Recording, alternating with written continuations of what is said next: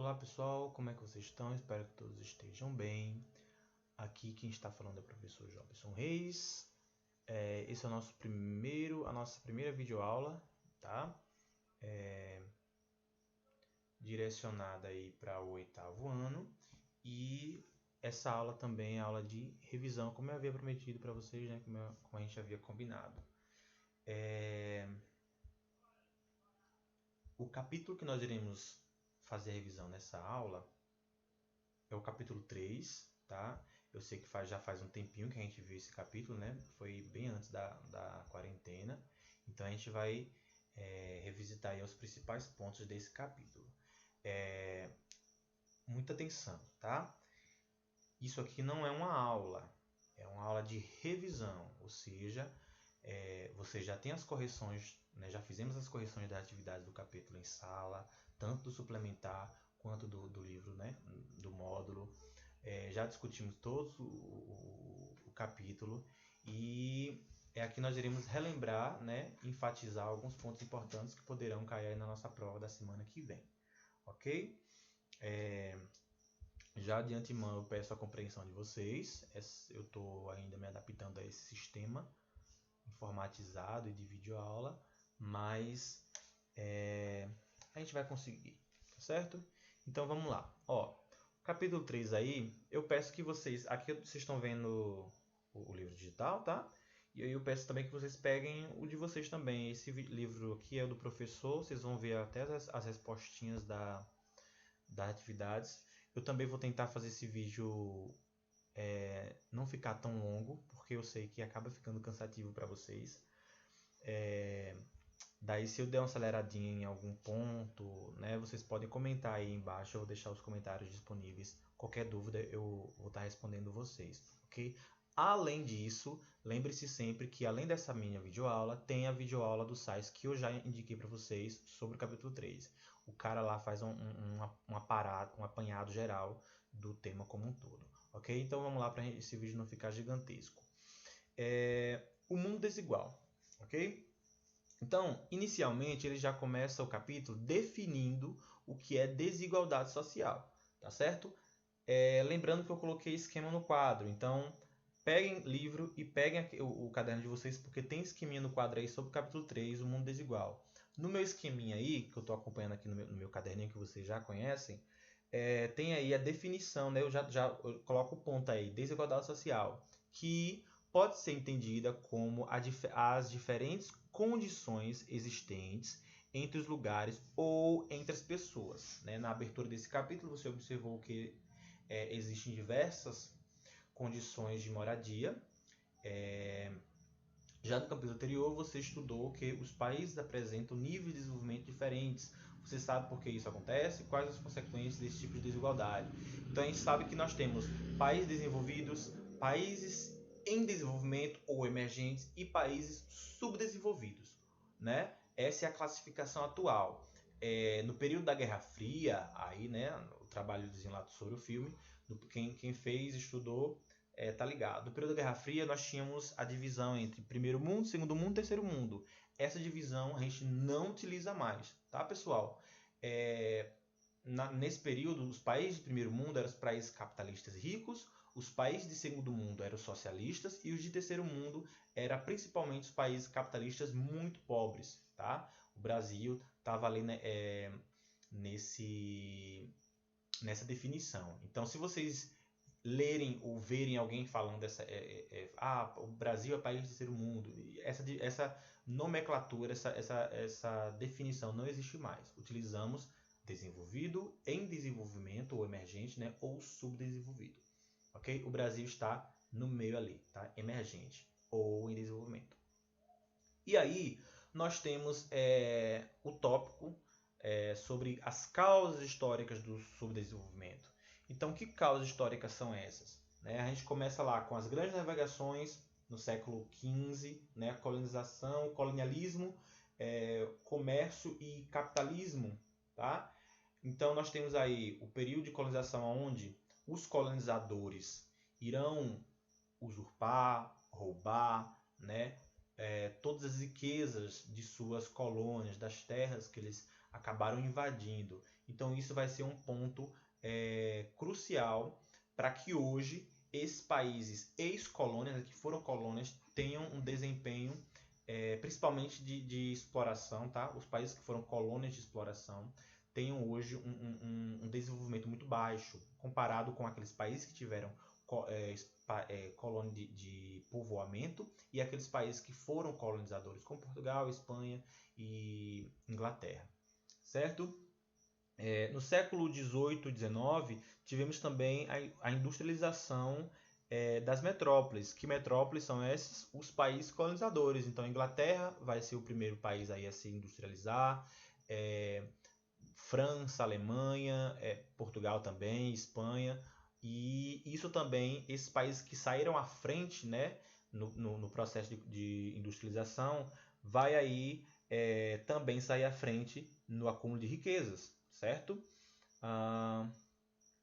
Temos aqui a diferença entre colônia de povoamento e colônia de exploração, como vocês já sabem. Vou dar aqui um exemplo rápido. Aqui, ó, colônia de exploração, nesse parágrafozinho aqui, vai falar sobre os países que foram colônia de exploração, como o Brasil, por exemplo. Não houve a preocupação de desenvolver uma nação, de desenvolver um país ali, né? Eles só queriam apenas a riqueza e pronto. Países como o Canadá, como a Austrália e como os Estados Unidos foram colônias de povoamento e o intuito era desenvolver e criar uma colônia, um país, né, planejado, desenvolvido, certo?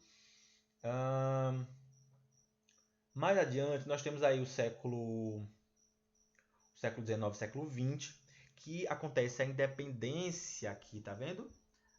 Estabelece a segunda fase do capitalismo industrial, e nós temos aí a independência e dependência econômica. O que significa isso? Esse último parágrafozinho aqui, tá? Alguns países da África, por exemplo, eles vão ser independentes,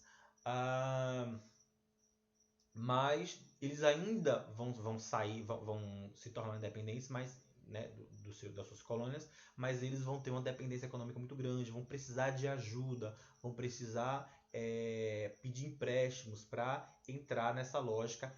Por exemplo, países que tiveram 100 anos aqui, né, no século XIX, começaram a se industrializar. Países da África e países também da América vão começar a se industrializar no século XX, né? No século passado. Então, muito recentemente. Então, eles tiveram que compensar o tempo perdido, né, digamos assim. Então, Inglaterra teve aí uma frente, digamos, de 100 anos, e países da África vieram instalar suas primeiras indústrias há 20, 30 anos atrás, tá certo? Então, isso acaba trazendo uma desvantagem para esses países. Vamos passar aqui adiante. E aí, o que é que a gente traz? Próximo tópico. Nós temos algumas imagens contrastantes, tá? Indicadores para a classificação dos países pelo critério de desenvolvimento. Então, olha só. Como que eu vou classificar ou dizer que um país ele é desenvolvido ou não, né? Com base em que dados, né? Eu vou falar que X país é desenvolvido, X país não é desenvolvido, ou X país está em desenvolvimento ou ele é emergente, né? Então nós utilizamos aí o PIB, que é o Produto Interno Bruto, né? Se utiliza vários dados, mas os dois principais dados são PIB, que significa Produto Interno Bruto, e o IDH, tá? Que significa Índice de Desenvolvimento Humano. Okay? Um pouco mais à frente a gente vai ver outros indicadores, outros dados que também são considerados nessa seara aí, mas os principais é PIB, Produto Interno Bruto, e IDH. O PIB, o Produto Interno Bruto, lembrando, tá, pessoal? Eles refletem apenas a média, ou seja, se um país tiver um PIB muito alto, não significa que ele é um país desenvolvido, ou enfim, que aquele país é maravilhoso. Significa apenas que aquele país teve um Produto Interno Bruto, né? A soma de todas as riquezas grande, mas a distribuição de renda não existe, ainda existem muitas pessoas vivendo em situação de pobreza e tudo mais. Então, o que é o PIB? Tá? O PIB, ele é a soma de todos os produtos e serviços, né, de trabalho de um país, ok? E ele também reflete o desempenho econômico de um país. Se o PIB é alto, né, significa dizer que aquele país está crescendo, está crescendo economicamente, né, arrecadando muito dinheiro. Se tende a descer, isso também reflete, aí significa que a economia daquele país não vai bem. Geralmente ele é calculado em dólar, ok? Então, por mais que o Brasil, como o real mesmo, é calculado em real, né? O peso argentino e tudo mais, mas no fim é sempre calculado em dólar. E aí eu gostaria também que vocês dessem uma ênfase aí o que é a paridade de poder de compra, PPC, que está atrelada aí principalmente a o que você consegue comprar com aquela moeda, né? Então, digamos assim, o que se compra com R$2 é a mesma coisa eu compro com $1, né? Então, digamos assim, um pão custa, um exemplo, tá pessoal? Digamos que um pão custa R$2, né? Se eu comprar em dólar, esse pão ele vai me custar $1. Então significa que o poder de compra do dólar é maior do que o real, não é? Porque ele está mais valorizado. Eu gasto menos para comprar as coisas, tá? Então essa é a lógica da paridade de poder de compra. Leiam depois esse azulzinho aqui, ó, que vocês vão ver melhor a definição do PPC, ok? Nós temos aqui ó, o PIB, as 10 maiores economias do mundo em 2017. Temos aí China e Estados Unidos, que estão sempre competindo aí, as duas maiores. O PIB calculado em PPC, né, o poder de compra da moeda de cada país, nós temos aí a China, participação do PIB mundial, 18,3% aqui a China. O Brasil vai estar aqui em 8º lugar, tá? Já chegou a 6 um certo tempo aí, mas tende a decair aí.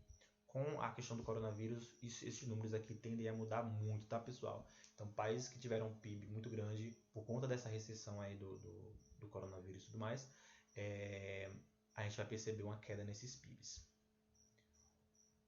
O outro índice que serve para calcular, temos atividades que você já tem as respostas, tá?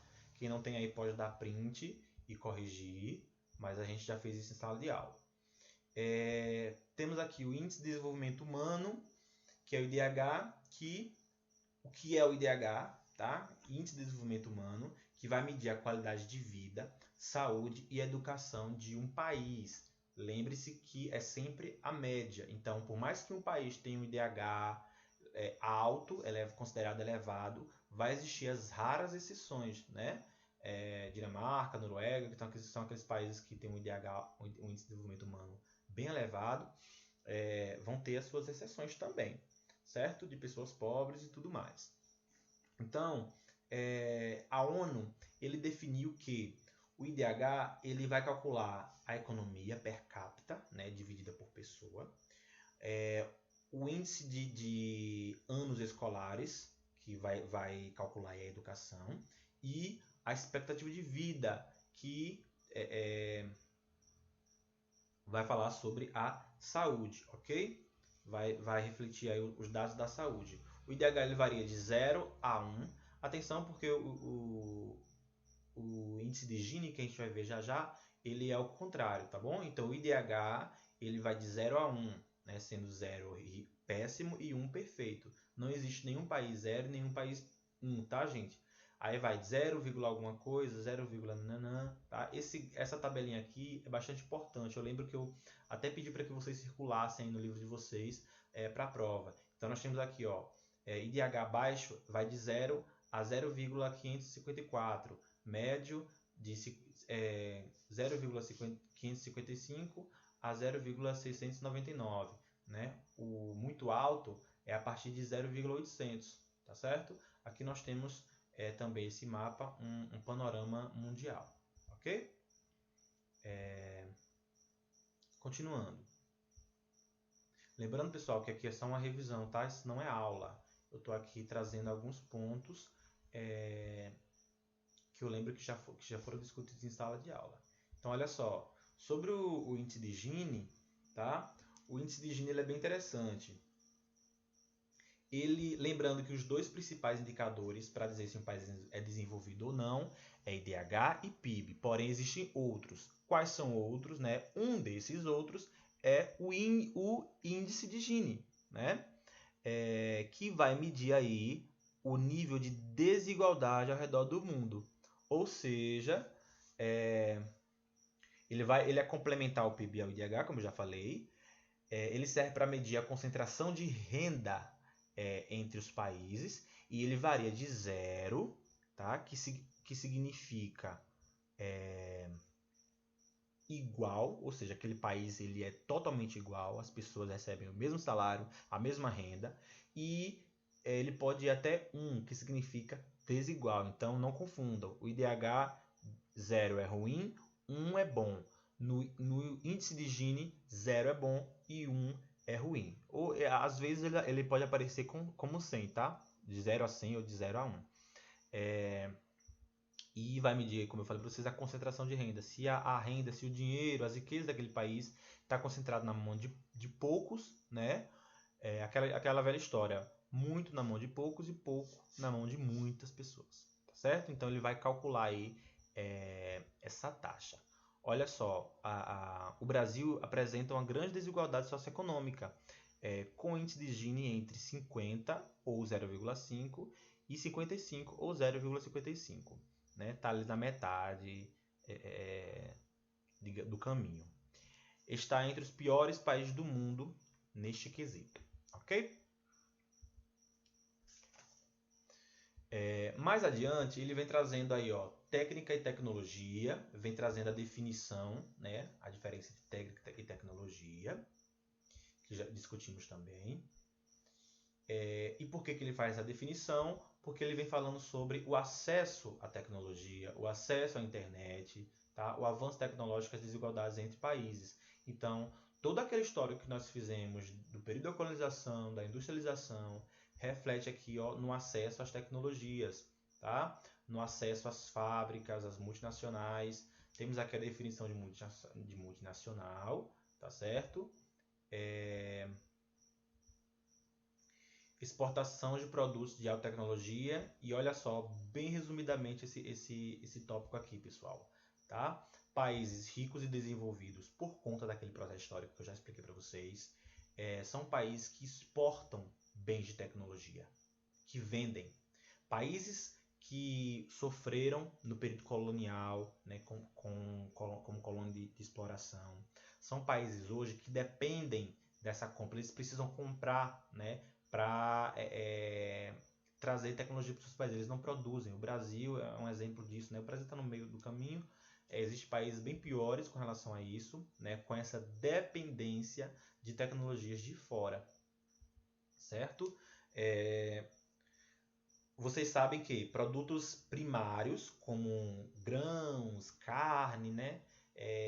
Alguns minerais, valem menos do que um computador, ou do que uma televisão, do que um smartphone, que são produzidos com essa matéria-prima. Então, olha só, países subdesenvolvidos exportam matéria-prima para os países desenvolvidos. Esses países desenvolvidos produzem bens de tecnologia e vendem muito mais caro para esses países pobres, tá certo?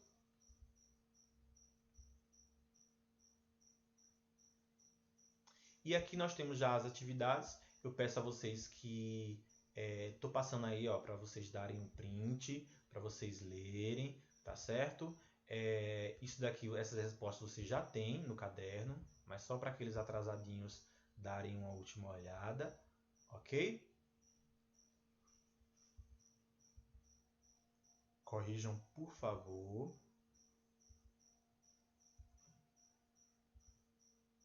Que, como vocês sabem, eu adoro colocar Desculpa. Eu gosto muito de colocar questões do livro, mas eu não sei se será possível por conta que a nossa prova será no Super Pro. Eu não sei se o Super Pro vai ter essas mesmas questões exatamente como estão aqui, tá? Mas eu vou tentar aí ajudar vocês ao máximo, ok? Então é isso. Qualquer dúvida, comentem aí embaixo, pessoal. Façam críticas construtivas também, tá certo? Estou aprendendo aí estou me adaptando nesse formato. E as próximas aulas, o próximo vídeo vai ser sobre o capítulo 4, fazendo a revisão do capítulo 4, tá bom? E depois aí que passar o período de prova, nós teremos aí as nossas videoaulas com minha carinha, com meu corpinho aí que vocês vão me ver, tá certo? Nesse aí vocês só viram minha linda voz. Então, até mais. E qualquer dúvida, comentem aí embaixo ou falem comigo no WhatsApp. Cheiro, tchau, tchau.